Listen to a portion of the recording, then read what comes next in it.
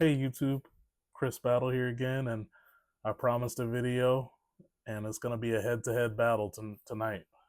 We got the ROG Ally versus Steam Deck OLED, probably the two most popular handhelds in the space. So we've got the ROG Ally X, and yeah, don't mind this here. This is yeah, please don't come with that. But and then we've got the Steam Deck OLED. So these two are going head to head. I split this into 6 categories. I'm sure you can make it more, but just wanted to get a couple categories out the way.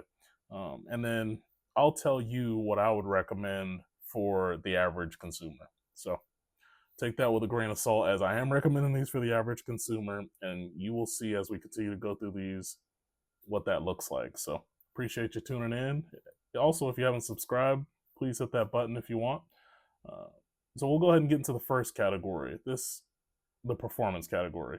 Um, and this is, to me, one of the categories where the newer ROG Ally X just really wipes the floor with the Steam Deck for me personally.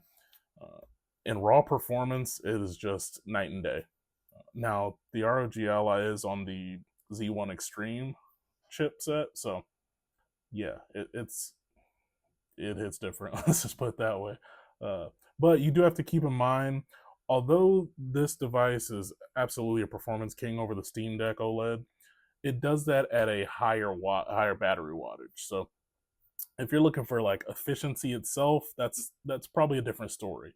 But what I was also surprised by, and you might be hearing them now, but the fan on the ROG Ally X is incredibly quiet. I've not heard it really ramp up at all.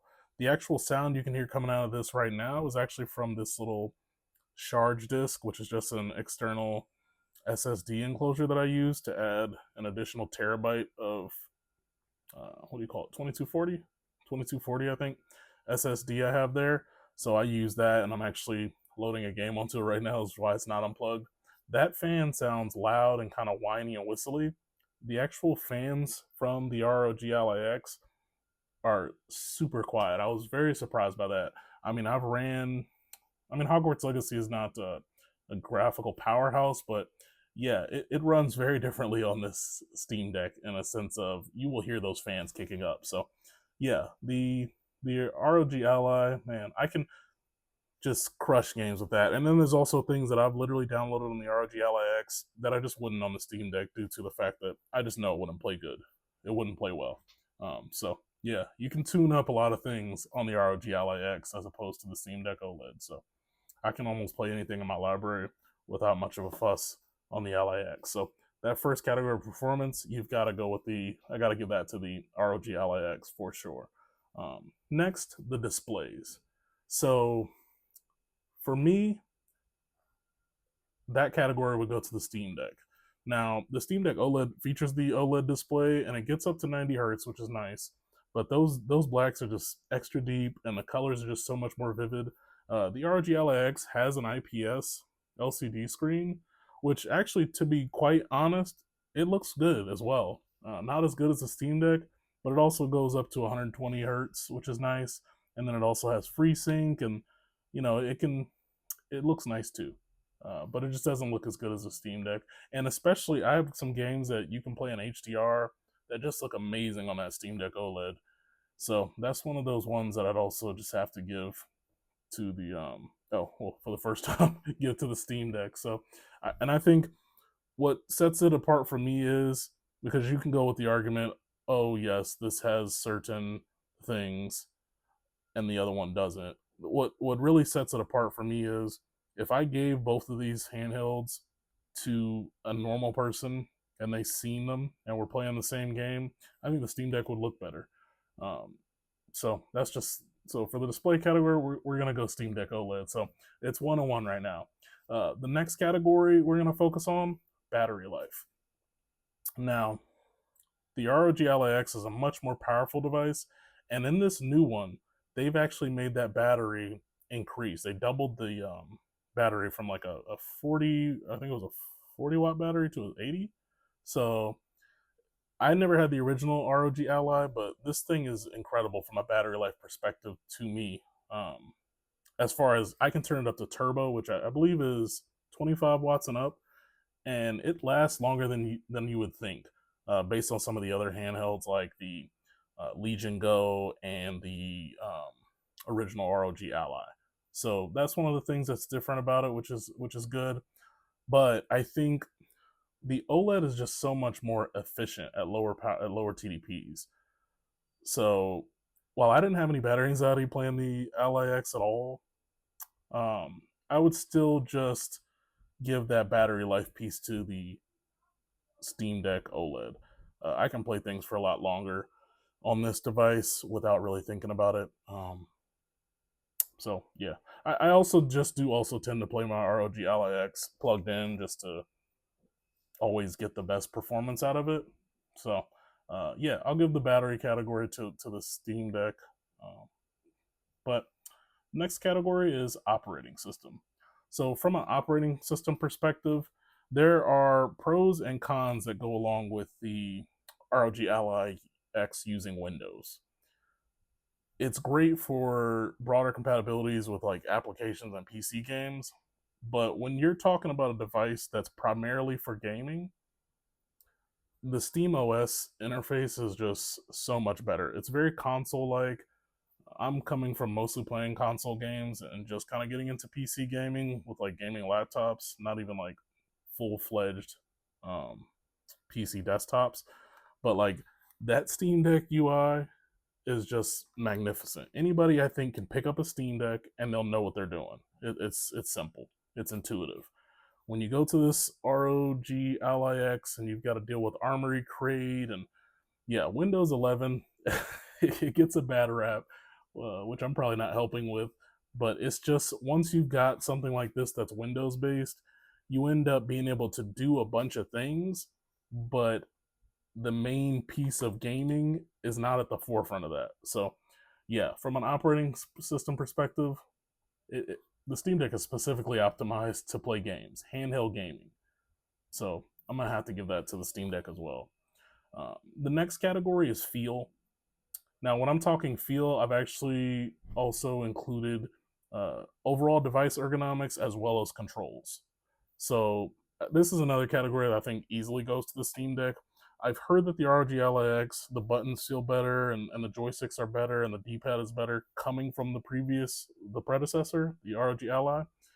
But the first time I picked this up, it just felt odd. Yes, it's heavier than the Steam Deck OLED, but it almost feels heavier in the wrong areas. Like when I wrap my hands around this, and I've got pretty large hands, it just doesn't feel as nice as this Steam Deck. Like everything they've done to the Steam Deck is almost seems like it's built with like holding in your hands in mind in a better way than the ROG Ally X. It just feels better. It's hard to describe it, but if you held these both, you would understand. This fits the hand almost perfectly, and it looks weird to be honest with you. Like the layout of it looked odd to me, but like once you actually hold this, it's so much lighter in all the places where you'd want it to be lighter, and it just fits the hand better. So yeah, this is great. And then also when you're talking about controls and things like that, man, it everything about the Steam Deck just feels nice. Like the joysticks are aligned properly. These trackpads, that's probably what I miss the most when I'm playing on the ROG Ally. I've had the ROG Ally for about a week now, as opposed to I got the Steam Deck OLED limited edition right when it dropped. And man, I miss those trackpads. Like these, they look ridiculous, but they come in clutch so much. Um, so yeah, I mean, for that feel category, yeah, Valve has nailed that. And I seen on Reddit all the prototypes they went through. I'm sure every company does that, but they really nailed it with this one. ROG and Asus, they've worked hard to, improve that, but whew, yeah, the Steam Deck is just so much better. Even these little back macro buttons, these feel a lot better to use, and there's four of them, as opposed to, which this has been updated on the newer ROG model, this one. These used to be a lot wider. They're okay. They're not the Steam Deck. Um, Valve is just flexing with those two trackpads and the additional the additional macros at this point because it's just magnificent from a feel perspective. It's great. So I'd give that category to Valve as well. Um, and the final category, game library. This is honestly another one where the ROG Ally is unmatched. Performance and the gaming library that is accessible on this, I mean, that means a lot, to be quite honest with you. While the Steam Deck wins 4 of the 6 categories, the 2 categories in which the Asus ROG Ally X wins to me, those are major categories. When I grab this, there's nothing that I think, oh, I can't play that on here, as opposed to a Steam Deck where there's certain things where I'm like, yeah, I'm not even gonna even try to play that on here. Like this, the fact that it's Windows, the big pro is I can really put anything on here. It's amazing. I'm a person who gets into some of these. I'm a big Pokemon guy, so I get into some of these ROM hacks. They're just so easy to set up on this. It's great. It's great to set them up on the ROG LAX. And there's just so many games that are built for Windows. It just gives it a supreme edge in compatibility.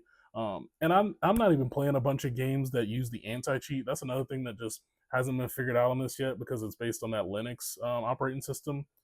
Is that anti cheat for games like Call of Duty, if you still play that, or any of these first person shooters that have a lot of cheaters in them, and then some of the other EA specific titles, they're just not going to work on this Steam Deck OLED. But on this ROG Ally X, yeah, you're able to play those. So while the Ally X loses the operating system battle in the sense of this is not, its only purpose isn't gaming, pretty much, it more than makes up for it with that library compatibility. Um, I mean, it's incredible. So those are the major categories. Uh, there's a couple things that you might notice I didn't include in here. I didn't include a price. I think these are not necessarily two different markets, but I think it's a symptom of like you kind of get what you pay for. This is a much more expensive device, but this is also a much more powerful device, and you can play many more games with it. So I think it's unfair to put them together in a price perspective.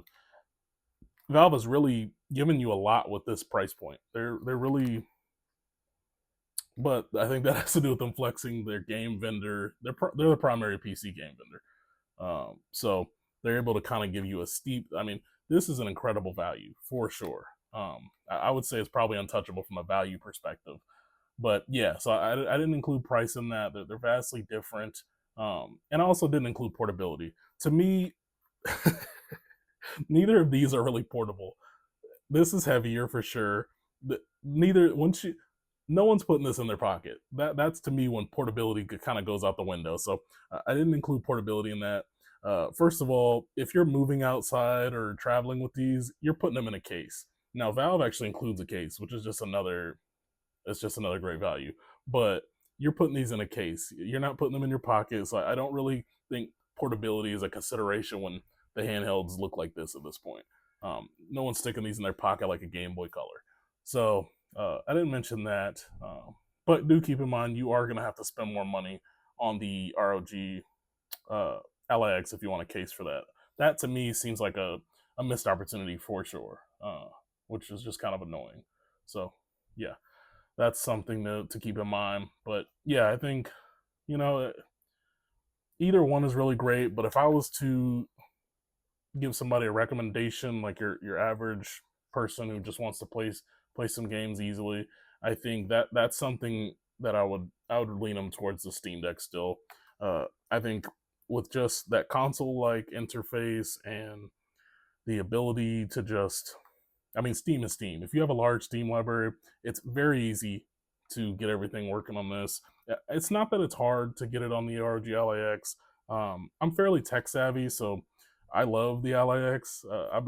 That's been my problem. This is since I got the ROG LAX. This has not. Yeah, this is the first time I'm turning it on. Let's just put it that way.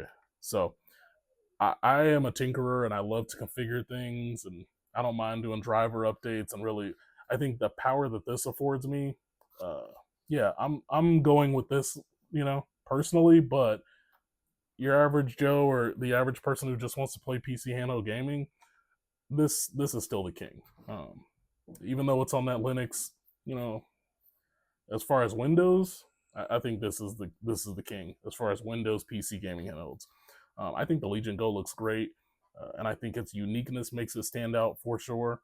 Um, but yeah, this thing this thing's a beast. So yeah, I think I would still tell most people that Steam Deck is where you're gonna want to get involved in and start out with. But if you're a person who is passionate about configuring things and doesn't mind doing the extra work that it takes to load stuff up on here, man, the like I said, I've just been blown away by the performance. Uh, I was playing Ghost Recon Breakpoint, which that struggles on the Steam Deck. You got to really tune those settings to really make it work, and this thing was just going at it like it was nothing. So it's really awesome. And when I play Steam games, I mean, I sometimes I'll launch them from this Armory crate, but for the most part, I'm going big picture on the Steam application. And I did hear Steam announce that they were going to be bringing Steam OS, I guess, in a greater way over to these Windows PC handhelds, and I look forward to that for sure. But yeah, like I said, for everyone, for the most part, I'd recommend picking up a Steam Deck if you're going either or. But if you're willing to kind of roll up your sleeves and get a bit into the weeds, this thing is a powerhouse, and it's been a joy to use for the past week. And yeah, can't wait to keep adding stuff. Yeah. Oh, also, yeah, I have one of these for my Steam Deck too. These are great too. If you need some extra storage, that's actually another thing that I find interesting about the Steam Deck. A big missed opportunity to me on the ROG Asus side was not including a carrying case at that high price point, especially when Valve is doing it and so is Legion Go. But this is this is one USB-C port. I don't understand why Valve wouldn't include two, at the very least. It's just ridiculous. Now, the ROG Ally X, you can't see one of them because it's taken up with this external SSD case, but they included two. I just can't understand why Valve wouldn't have included two USB-C ports. So essentially, when I want to do anything with this, like, which is essentially why you see this mostly in the carrying case, it does have the lanyard to go USB-C, but when I plug this in and I want to play, I put Far Cry 4 Primal, or no, Far Cry Primal up here. I put the entire Far Cry franchise on here. So when I want to play this on my Steam Deck, I'm not able to charge this, which the battery life's good, but when you're playing Far Cry or something, it's not always the greatest. So basically, I have to get my Steam Deck dock out to give myself the ability to charge and have something else in there, which is just kind of frustrating. The Ally gives me the ability to just, I'm able to do that without that. So kind of a rant, kind of a ramble, but also, yeah, if you guys are looking for like ways to increase your storage, I like these Sharge disks. I do wish there was a way to tune these fans in some way, because I don't know if you can hear it, but it's louder than than I've ever heard this device be. And look how small that fan is. So yeah, built-in fan, toolless ability to add the SSD. It's toolless, so that's really cool, and the ability to carry it around to make it pretty drop proof. Take it with you. It's really cool. But yeah, that's that comprehensive kind of head-to-head between the Ally X. And I've heard about these Z2 Extreme chips already, so man, I think by the time those come out, this thing is really gonna fly once it's on the Z2 Extreme. So yeah, any other questions, comments, concerns? Leave them in the comments. And like I said, stay tuned. I'm gonna have more coverage of these devices. But yeah, I think Steam Deck's still king for your average consumer. But if you're a person who already knows what you're getting into with this, you're gonna have a blast. Yeah, signing off.